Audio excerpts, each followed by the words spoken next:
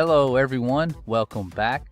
This is part 3 of Why They Lie, and if you haven't seen parts 1 and 2, you need to go watch them now. And if you have seen them, thanks for coming back. We're glad you're here. We've missed you. Sorry for taking so long, but wanted to put a lot of work into this so everything would make sense to you.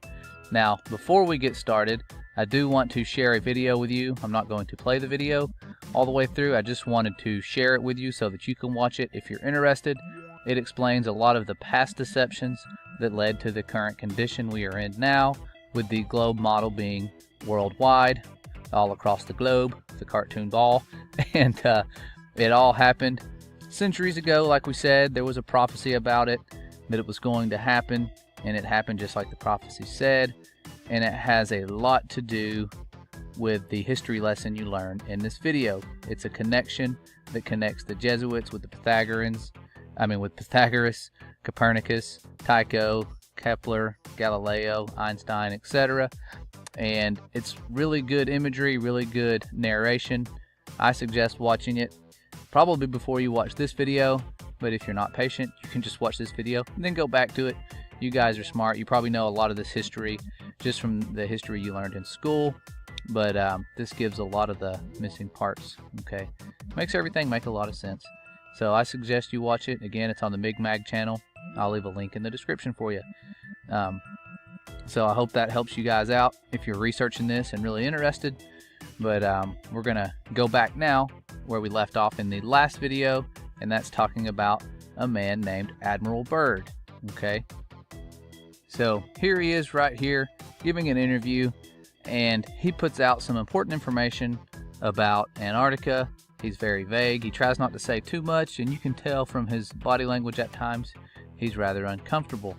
And he's someone who kind of, says some things about Antarctica that I wasn't aware of, and makes you kind of get intrigued by Antarctica. And the more you dig, the more you find out there was some crazy stuff that will turn pretty much anybody into a conspiracy theorist and make you want to go there and find the edge of the earth.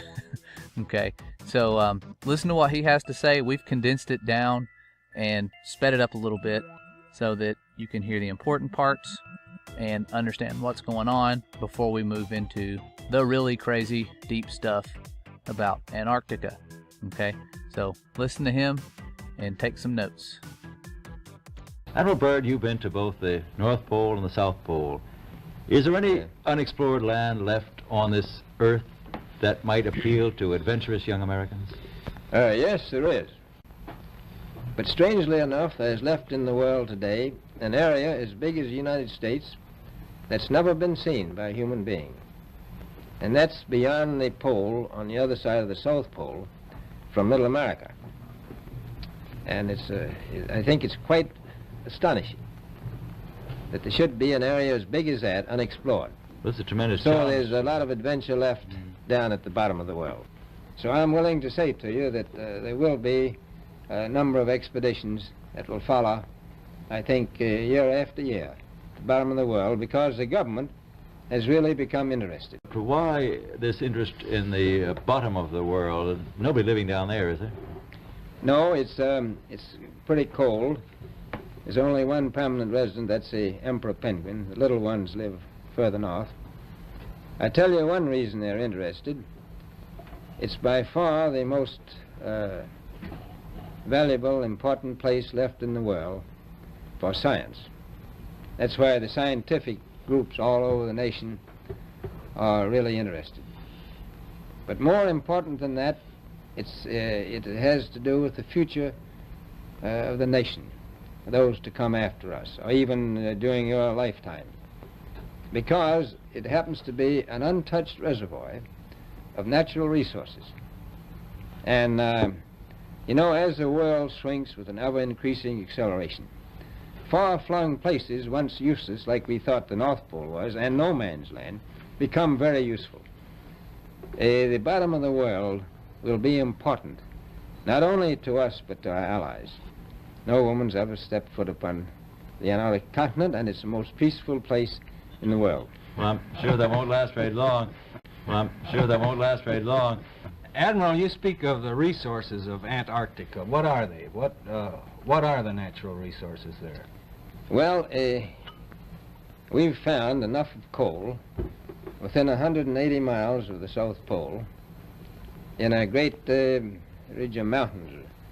It's not covered with snow, enough to supply the whole world for quite a while. Well, That's the coal. Now, there's evidence of many other minerals. We are pretty sure there's oil. Now, that coal shows the bottom of the world. Now, by far the coldest spot in the world. Where that coal is gets 100 below zero in the winter. well, It was once tropical. So we think there's oil there, and there's evidence, probably uranium there. is it any secret? Is there uranium there? That would be the only thing that would be practical to actually go after, I suppose. Everything else would be economically unfeasible, wouldn't it? Well, as we recklessly expend our resources, the time will come when we'll have to go after that stuff down there. Well, You know, I avoided what you said about uranium. I'm not sure about that. I don't want to have the world fight over the Antarctic. And Robert, is there a competition among other nations to try to get information about Antarctica and possibly to secure some of these resources? Well, yes. There are now 7 nations very much interested. Well, you know, as I said, it's the most peaceful place in the world, but I don't think it will be for long. Because of this intense interest on the part of other nations and this nation. Well, Admiral Byrd, are private expeditions a thing of the past? Is expedition and exploration, making expedition and exploration now purely a government function because of the tremendous No, I cost and don't think organization? so. I think down south, it may be more or less a thing of the past.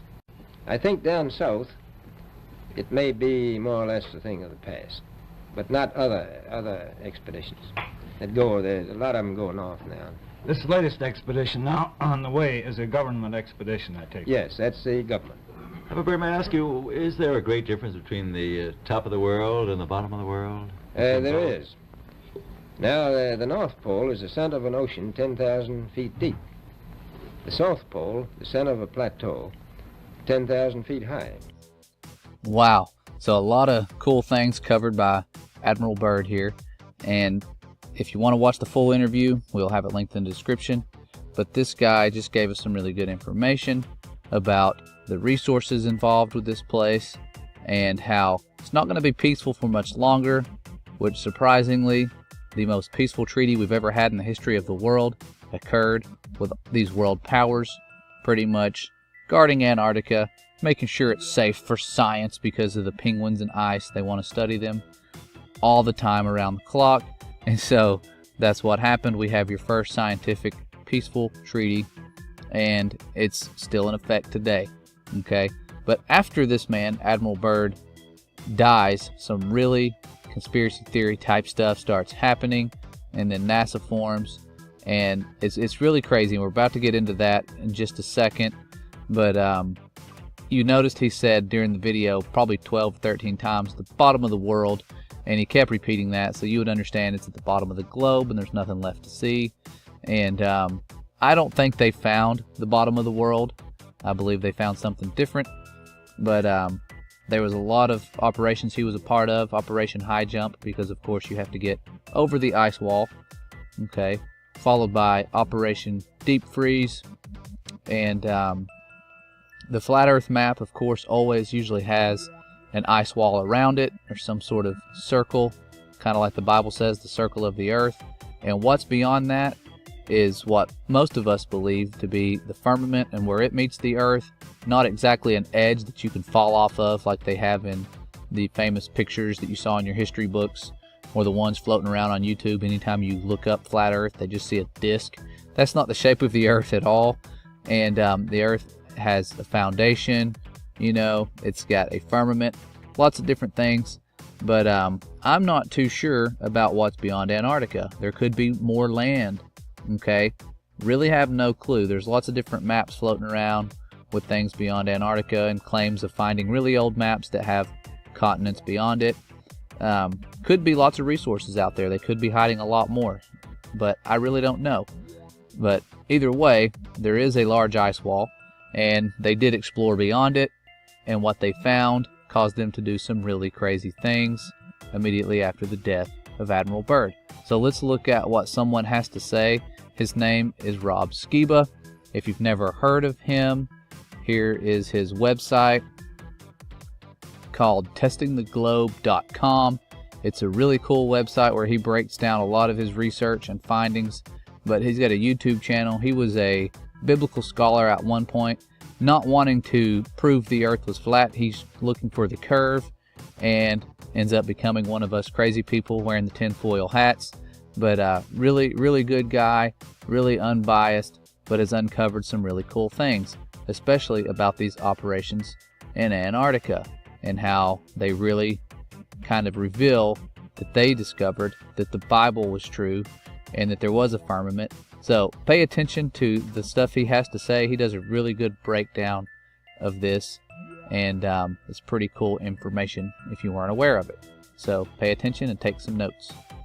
Okay, let's put the chronology here. You got, again, Operation High Jump 46 through 47, Operation Deep Freeze 55 to 56. He dies in 57. NASA's formed in 1958. Then after Operation Deep Freeze and whatever weirdness took place down there, everybody leaves Antarctica, and they go and form this Antarctic Treaty and put that into place in 1961. The original signatories were the 12 countries active in Antarctica during the International Geophysical Year 1957 to 58. These countries had established over 50 Antarctic stations for the International Geophysical Year. Something happened down there after Operation Deep Freeze, and presumably about the time that Admiral Byrd died. So all these nations that I just talked about here, they leave there, they come back, they sign this Antarctic Treaty. At the same time, NASA is formed, and right away, the United States and Russia start launching high-altitude nuclear bombs in the atmosphere. If they're trying to avoid a conspiracy, they're not helping with the names. You've heard me say it before. I'm going to say it again. You know, you got Operation High Jump, Operation Deep Freeze. NASA's formed. They signed this Antarctic Treaty. And then when you look at the high-altitude nuclear bomb tests, the Thor missile was also used to lift warheads into near space to conduct high-altitude nuclear explosion tests. These shots were collectively called Operation Fishbowl. A series of high-altitude nuclear tests in 1962 that were carried out by the United States as part of the larger Operation Dominic nuclear test program. Now, with the tinfoil hat on, playing conspiracy theory here, the flat earthers are claiming, and I think it's a reasonable claim, that, you know, if that model is true, then we know we have a circle, the circle of the earth as described in the Bible, surrounded by Antarctica, the outer rim, that has a 200 or 300 foot ice wall, cliff, that keeps everything in, hence Operation High Jump. You got to get over that, right? So it looks like, at least from the flat earther perspective, that probably during Operation Deep Freeze, they may have found the edge of the dome, presumably anywhere from 800 to 1,200 miles inland from the coast.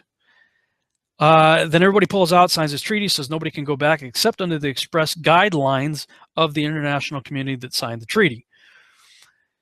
So then all of a sudden the United States and Russia engaged in these high altitude nuclear tests, and the United States calls theirs Operation Dominic, within which we have Operation Fishbowl. So it appears that whatever happened in Antarctica, everybody got kind of maybe nervous or excited or whatever and said, okay, what is the deal? Our assumption is the solar system is, you know, set up in the Copernican model, and but yet maybe they found a dome and they started to question all that. So the first thing they do is send out probes to go, wait a minute, what in the world? If we're in a dome, how high does this thing go? So they start launching high altitude nuclear bombs, and if you look at the videos on Operation Fishbowl and Starfish Prime and all those high altitude tests, I mean, it looks like they're hitting something up there. I mean, at least from a conspiratorial tinfoil hat wearing perspective, that's what it looks like. Now, this is what blew my mind. So, you know, you talk about Operation Fishbowl, but check this out. I'm going to take you to I'll put the screen share back up here. take you to a one of those name websites. I like using behindthename.com. Look up the name Dominic, and again, just double check it here. Dominic, D-O-M-I-N-I-C. Look up Dominic, D-O-M-I-N-I-C, from the late Latin name Dominicus, meaning of the Lord. Fishbowl is part of Operation Dominic. It looks like they are sending high-altitude nuclear bombs to test the fishbowl of the Lord, i.e. the firmament. Yeah, this is definitely one of those things to make you go,